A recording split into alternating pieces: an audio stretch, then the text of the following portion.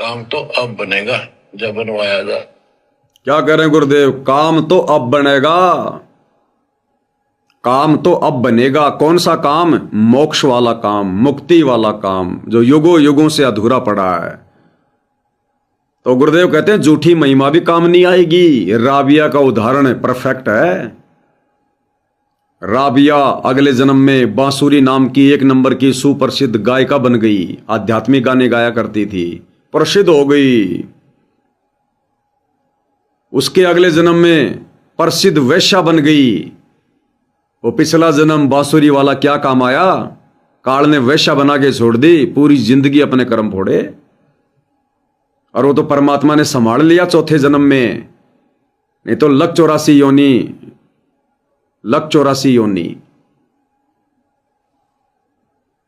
तो ये झूठी महिमा जो वर्तमान में सतलोक आश्रम से जुड़े मुख्य मुख्य भाई बहन जो इस झूठी महिमा की चाहत में फंसे हुए हैं, काल प्रेरणा से झूठा भाईचारा निभाने में काल प्रेरणा से लगे हुए हैं।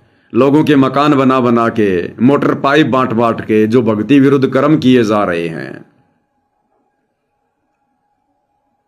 लोगों की धर्मशाला बनवाई जा रही है, बड़े बड़े स्टेडियम बनवाए जा रहे हैं,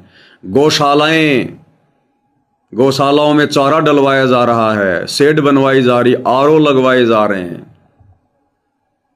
जगह जगह साफे पहनकर, पगड़ी पहनकर, गले में माला डलवाकर सम्मान करवाया जा रहा अपना खुद का। गुरुदेव कहते हैं ये झूठी महिमा, ये फोकट महिमा कुछ काम नहीं आएगी।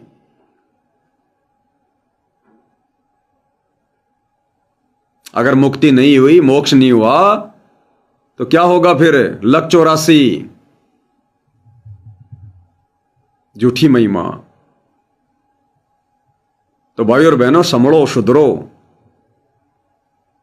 कुछ भाई बहन सोचते होंगे कि भाई पवन दास का तो बस एक ही काम रह गया, मैनेजमेंट के बारे में बोलना, गुरुजी के परिवार के बारे में बोलना, आश्रम वालों के बारे में बोलना, और कुछ बोलता ही नहीं इसके अलावा।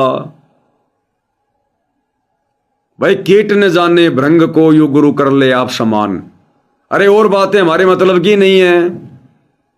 किसकी चर्चा करूं? प्रधानमंत्री की, राष्ट्रपति की, अमेरिका के राष्ट्रपति की चर्चा करूं, उसकी महिमा करूं?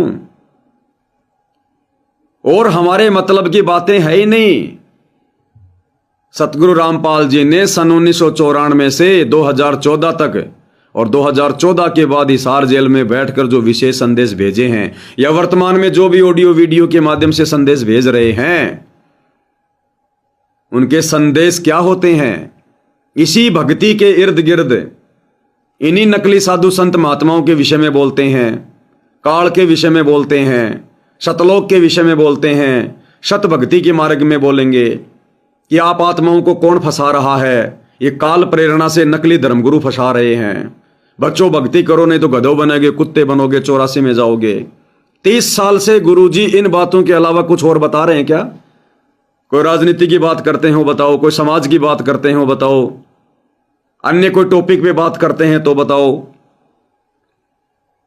अरे हमारे मतलब की नहीं और बातें। परमात्मा संत रामपाल जी के रूप में धरती पर आए हुए हैं।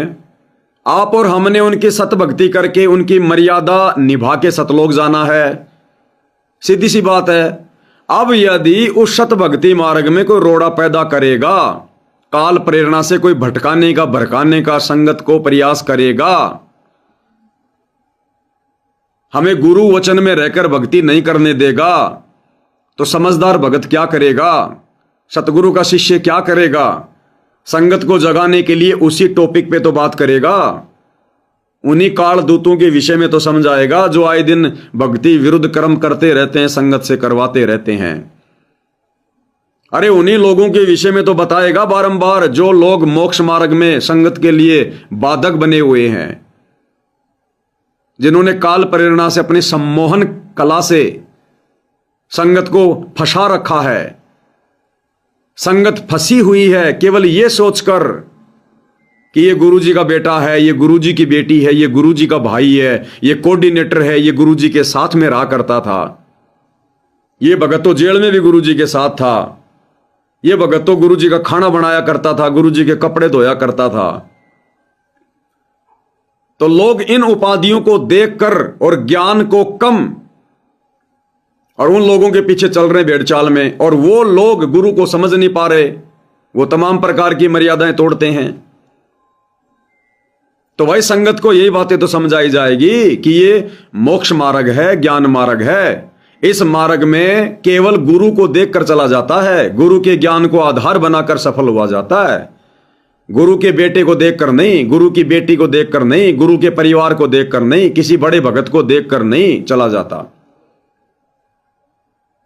और जो भक्ति विरुद्ध कर्म यदि संगत में कोई करेगा तो फिर भगत का क्या फर्ज है?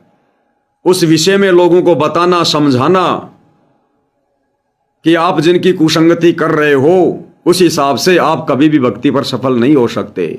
और गुरुदेव ने हमें सत्संगों में क्या बताया, पुस्तकों में लिखकर क्या समझाया, और आज गुरु की गैर हाजिरी में गुरु का परिवार हमसे क्या करवा रहा है, हमें क्या भक्ति विरुद्ध संदेश दे रहा है। गुरु भक्ति करवा रहा है, गुरु का परिवार बेगार करवा रहा है। गुरु मर्यादाओं पर दृढ़ करना चाहता है, गुरु का परिवार काल प्रेरणा से मर्यादा तोड़वाना चाहता है। तो इसी टॉपिक पे तो बातें होंगी, और हम कोई बॉलीवुड की बातें करने के लिए थोड़ी बैठे हैं यहां पर लाइव में। हमारे पास में इतना फालतू का समय थोड़ी है, हमने समासें थोड़ी बर्बाद करनी है। तो भैया इस भक्ति मार्ग में या तो भक्ति की बातें चलेंगी, या फिर भक्ति मार्ग में जो रोड़े अटकाएगा, जो काल प्रेरणा से बाधक बनेगा, उनके विषय में संगत को समझाया जाएगा। तो भैया ये तो जब तक जिएंगे, जब तक शरीर में प्राण हैं, सतगुरु की भक्ति पर लगे हुए हैं, तब तक भैया इसी विषय पे बात होगी। अगर किसी को अच्छा नहीं लगता है मैनेजमेंट के बारे में बोलना, तो ये तो उसकी अज्ञानता है, नादानी है, ना समझी है। और अगर फिर भी किसी को मैनेजमेंट इतना ही प्यारा है तो समझा दो अपने मैनेजमेंट को, समझा दो गुरुजी के बेटा बेटी भाई बंधु रिश्तेदारों को, ये परमात्मा के मार्ग में रोड़ा ना बनकर घर बैठकर अपनी भक्ति करो, या इस पंथ को छोड़ के कहीं और चले जाओ। अगर इस परमात्मा के मार्ग से जुड़कर बकवाद करोगे तो बकवादियों की ज्ञान आधार से खाल उतारी जाएगी, उनके नकाब लोगों के सामने रखे जाएंगे, उनके काले चेहरे उजागर किए जाएंगे, उनका पाखंड, उनका अज्ञान, उनके भक्ति विरुद्ध कुकर्म सार्वजनिक किए जाएंगे। ये लड़ाई ज्ञान आधार वाली अंत तक चलेगी। भले कोई इस लड़ाई को चाहे कानूनी रूप दे, चाहे लाठी डंडे और बाठों का रूप दे, लेकिन हम तो इस लड़ाई को गुरुदेव के तत्व ज्ञान को आधार बनाकर ही शांति प्रिय तरीके से लड़ेंगे अंत तक। तो चर्चा तो भाई यही चलेगी, इससे ज्यादा कुछ नहीं चलेगी। जिस समय राम रावण युद्ध होना था पूरी पृथ्वी पर यही चर्चा थी, दूसरी कोई चर्चा नहीं थी। जिस समय महाभारत का युद्ध होना था पूरी पृथ्वी पर वही चर्चा थी, दूसरी चर्चा नहीं थी। और आज ये दुनिया का सबसे बड़ा महाभारत, जिससे दुनिया भले बेखबर है लेकिन संगत तो भली भांति जानती है, तो इसी महाभारत के ऊपर चर्चा होगी। जब तक ये महाभारत समाप्त नहीं हो जाता, जब तक ये लड़ाई समाप्त नहीं हो जाती, जब तक पूरी संगत एक नहीं हो जाती, जब तक एक अपने अज्ञान को नीचे नहीं डाल देता, दबा देता, तब तक ये लड़ाई जारी रहेगी। जब तक गुरुदेव भगवान हिसार जेल से बाहर नहीं आ जाएंगे तब तक ये लड़ाई इसी प्रकार से जारी रहेगी। अब चाहे किसी को अच्छा लगे चाहे किसी को बुरा लगे, जो क्या कह रहे हैं गुरुदेव भगवान। चमत्कार भी हो गया, मक्का उठ के आ गया, लेकिन भविष्य जीरो हो गया उसका। सिर भी काट दिया, इतनी प्रेरित थी भगवान के प्रति, लेकिन नथिंग, कुछ नहीं हुआ। काम तो अब बनेगा जब बनवाया जा। अब बनेगा काम तो भाई, अब जय बनवाए जाए तो, क्योंकि ये भक्ति युग है, सतगुरु स्वयं धरती पर प्रकट हैं। काम तो अब बनेगा जब बनवाया जाए तो। अब ये काल नहीं चाहता कि आत्माओं का काम बन जाए, आत्माओं का मोक्ष हो जाए। वो रोड़े अटका रहा है अपने दूतों के माध्यम से। वो स्वयं तो आता नहीं सामने, उसका अटल घटिया नियम है, तो कैसे रोड़ा पैदा करेगा। चद्दर ओढ़ के वो सो नहीं सकता, क्योंकि परमात्मा के साथ उसका एग्रीमेंट है, उसको पता है कि इस समय परमात्मा धरती पर आया हुआ है। मेरा भोजन मेरे मुख से निकाल कर ले जाएगा, उसको नींद कैसे आएगी? अरे आपको पता चल जाए कि चोर सुबह 4 बजे तुम्हारे घर पर चोरी करने आएगा, तो मुझे रात को सोकर दिखा दो 4 बजे। तो एग्रीमेंट काल और परमात्मा के बीच में था ना तपतशिला पर। काल ने खुद कहा था कि परमात्मा चौथे युग में जितनी मर्जी आत्माओं को ले जाना। तो ये चौथा युग ही तो चल रहा है। तो काल कोई चद्दर ओढ़ के सोएगा क्या? खुद वो सामने आ नहीं सकता, उसकी मजबूरी है। तो फिर कैसे अज्ञान फैलाएगा? कैसे आत्माओं की मर्यादा तोड़वाएगा? कैसे आत्माओं को भक्ति और भगवान से दूर करने का कुप्रयास करेगा? अपने एजेंटों के माध्यम से, उनके रूप में खुद आकर या उनमें कुप्रेरणा करके। और भगवान भी तो यही कहते हैं कि जब तक हंसा हमारी आना काल लगे ना तेरा बाणा, कि जब तक मेरा भगत मेरी आण कान में रहेगा, मेरी मर्यादा में रहेगा, काल तेरा कोई भी अटैक नहीं हो सकता। और आज वर्तमान में संगत पर अटैक हो रहे हैं, अटैक पर अटैक। क्यों? क्योंकि काल के दूतों ने, सतलोक आश्रम मैनेजमेंट वालों ने, गुरुजी के परिवार वालों ने मर्यादा किसी की सुरक्षित छोड़ी नहीं है। और हमें ये बातें समझ में आ गई साथ संगति वालों को, तो फिर हमारा क्या फर्ज बनेगा भाई? फिर हमारा क्या फर्ज बनेगा?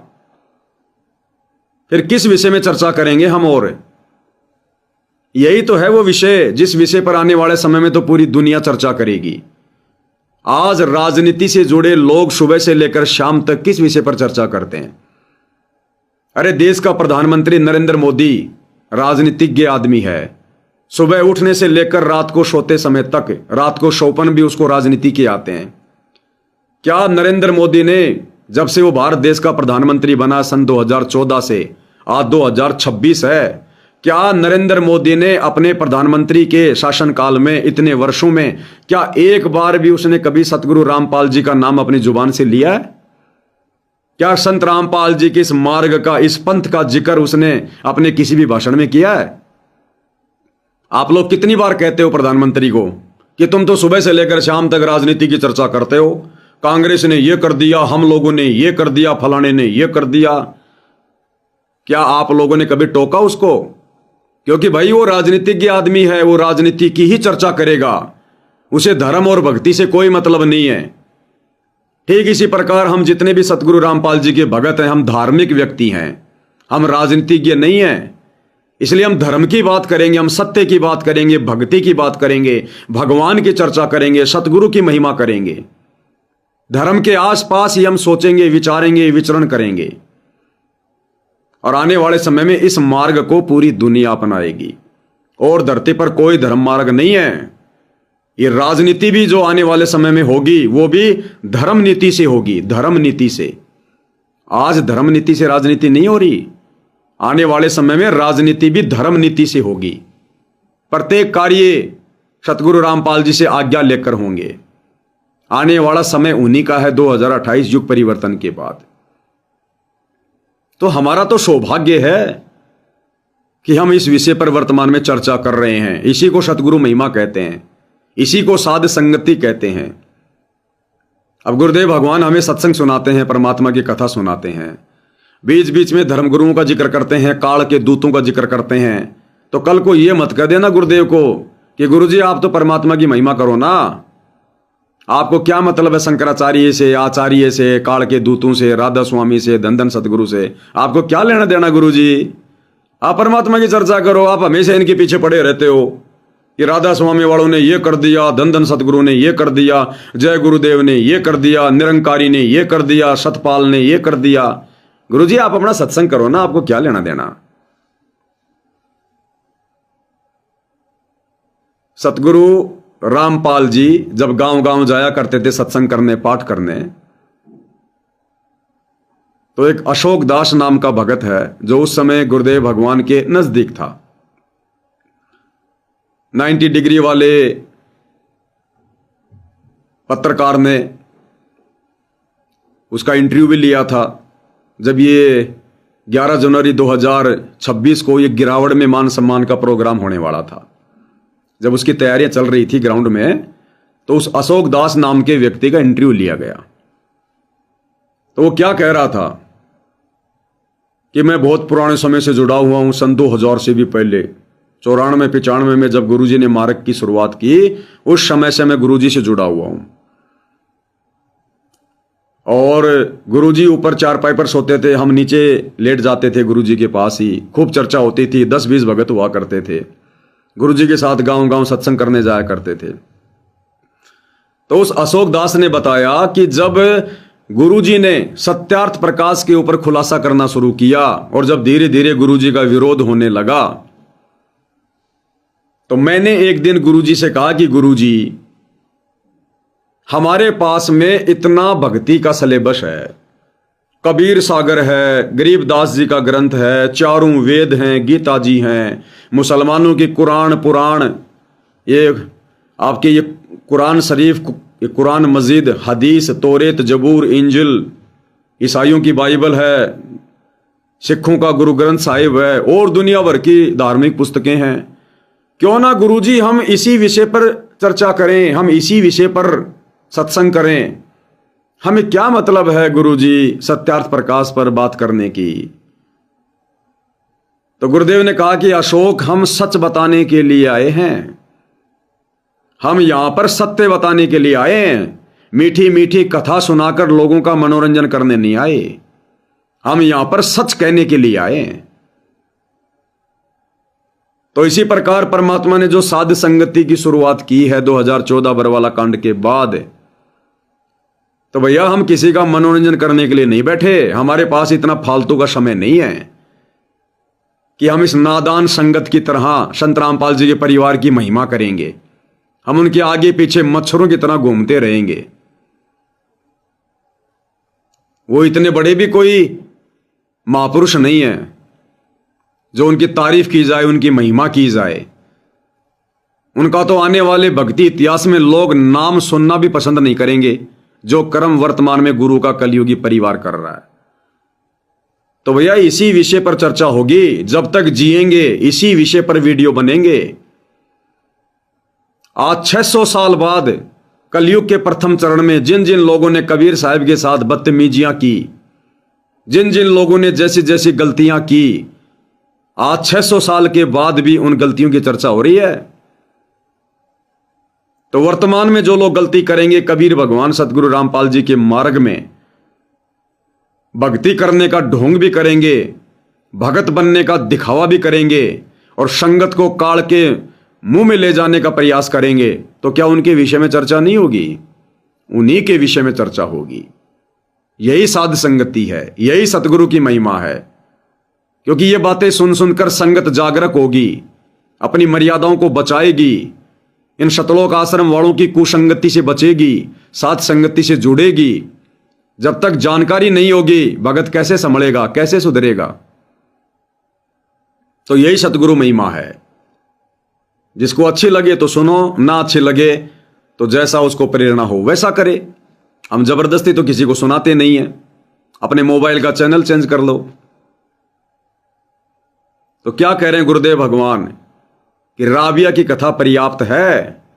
अगर भक्ति लेकर झूठी मान बढ़ाई के चक्कर में पड़ गया तो जीवन बर्बाद है। फिर ये साल 2 साल 10 साल 20 साल तो तू जगत में झूठी महिमा करवा लेगा, उसके बाद क्या होगा? फिर कुत्ता बन के बिष्टा खाएगा। बिष्टा बने कुकरा खावे बिष्टा, ये महिमा दल दल की। फिर क्या करेगा?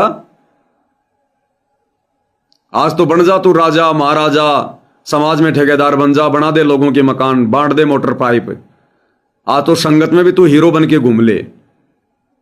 नादान है बेचारी संगत, बेखबर है, कुछ नहीं पता, ज्ञान को आधार नहीं बना पा रही। तुम जैसा कहोगे वैसा करेगी, जैसे पीले पर्चे निकालोगे वैसा करेगी। एआई से गुरुजी की आवाज में जो मर्जी आदेश बता दो, नादान संगत फॉलो कर लेगी। कितने दिन करोगे ये प्रपंच? अमर तो हो नहीं तुम, सदा तो रहोगे नहीं। और पाप और पुण्य का खेल है, और ऐसा करोगे तो तुम्हारे पाप बढ़ेंगे, पुण्य नष्ट होंगे। फिर जब पाप का घड़ा भरेगा, सत्य उजागर होगा, फिर क्या होगा? फिर बने कुकरा बिष्टा खावे, ये महिमा दल दल की। तो हम तो साथ संगति के माध्यम से आप लोगों को आगाह कर रहे हैं। शतलोक आश्रम से जुड़े भाई बहन, ये कोऑर्डिनेटर, गुरुजी का परिवार, ये हमारा दुश्मन नहीं है। हम सत्सेवक तो कभी शौपन में भी उनको अपना दुश्मन नहीं समझ सकते, भले वो समझ रहे हैं। मैं पवन दास तो कई बार जिक्र कर चुका हूं कि मैं गुरुजी के लड़कों को, गुरुजी की लड़की को अपने सगे भाई बहनों से भी ज्यादा मानता हूं, इज्जत करता हूं। लेकिन इस भक्ति मार्ग में यदि वो गलतियां करेंगे तो वो भी उजागर की जाएगी। हम साथ संगति से जुड़े भाई बहन किसी से राग द्वेष नहीं करते, ईर्ष्या नहीं करते। हम ना किसी के ज्यादा अंदर घुसते, ना किसी को अपने अंदर हम ज्यादा घुसाते। हमें अपनी मर्यादाओं का भली भांति ज्ञान है कि हमें कहां बचना है, कैसे बचना है, कैसे हमारे गुरुदेव हमारे से प्रसन्न रहेंगे। तो भैया हमने भक्ति भी करनी है, सेवा भी करनी है। सेवा केवल ये नहीं होती कि आश्रम में जाके ईंट सर पर ढोने लग जाओ, तगारियां ढोने लग जाओ, बर्तन मांजने लग जाओ, यही सेवा होती है। सेवा के कई रूप होते हैं। लोगों की बंद आंखों को खोलना भी सेवा है। भटके हुए भ्रमित भगत भाई बहनों को सीधे रास्ते पे लाना भी सेवा है। सेवा के बहुत सारे रूप होते हैं और जिसके भाग्य में जैसी सेवा होती है परमात्मा वैसी देता है। तो हम तो वर्तमान में अपने सत्य सेवा कर रहे हैं, सत्य सेवा। तो ये झूठी महिमा 4 दिन की है, उसके बाद में कुछ नहीं बनेगा। अभी भी समय है संत रामपाल जी के परिवार के पास। हालांकि इन्होंने कर्म तो इतने बिगाड़ लिए, शायद परमात्मा को भी धोने में बहुत टाइम लगेगा। लेकिन फिर भी ये कलयुग की पिछली पीढ़ी है, मोक्ष का प्राइम टाइम है, सतगुरु धरती पर है, ये दयालु है। अगर वास्तव में अपने द्वारा की गई गलतियों की नाक रगड़ रगड़ के सतगुरुदेव भगवान से माफी मांगी जाए और ये तमाम भक्ति विरुद्ध कुकर्म आज से ही बंद कर दिए जाएं और संगत में सार्वजनिक मैसेज डाल दिया जाए। यदि संगत में सार्वजनिक मैसेज सतलोक आश्रम वालों के द्वारा, गुरुजी के परिवार वालों के द्वारा डाल दिया जाए कि भाई वास्तव में हम गलत थे, हम ज्ञान आधार से नहीं चल रहे थे, हम गुरु को मानुष मान रहे थे, मान रहे हैं, और हम लोगों से बहुत बड़ी बड़ी काल प्रेरणा से गलतियां हुई हैं। हमने आप संगत वालों का बहुत समय बर्बाद कर दिया, बहुत पैसा बर्बाद कर दिया, हमने आपकी बहुत सारी मर्यादाएं तोड़वा दी हैं, और भाई हो सके तो आप लोग भी हमें माफ करना। तो हो सकता है काफी वजन इस प्रकार से सार्वजनिक तौर पर माफी मांगने से आप लोगों का दूर हो जाएगा। और फिर गुरुदेव भगवान से माफी मांगो नाक रगड़ रगड़ के, और साथ संगति से जुड़कर भक्ति करो। हो सकता है परमात्मा इसी जन्म में कुछ सोचे विचारे, तुम्हारे पाप कर्म कुछ हल्के कर दे। मोक्ष तो फिर भी नहीं होगा, मोक्ष तो फिर भी नहीं होगा, क्योंकि उन आत्माओं का क्या, उन हजारों आत्माओं का क्या जिन आत्माओं की भक्ति करते करते मर्यादा टूटने के कारण अकाल मृत्यु हो गई, जो काल के जाल में फंस चुकी है। इस 8 तारीखों पर जाते जाते, इन शतलोक आश्रमों में आते जाते, जिनकी मर्यादा टूटी हुई थी, तुड़वाई किसने? तुम आश्रम वालों ने।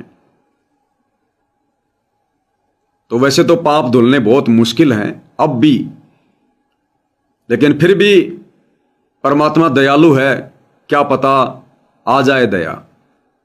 लेकिन ऐसा मुश्किल है, ऐसा होगा नहीं, ये लोग करेंगे नहीं, ऐसा नहीं करेंगे ये लोग ऐसा। और जब तक नहीं करेंगे भाई ये दाग नहीं मिटेगा, ये तो इतिहास बन गया। किस किस की जुबान बंद करोगे?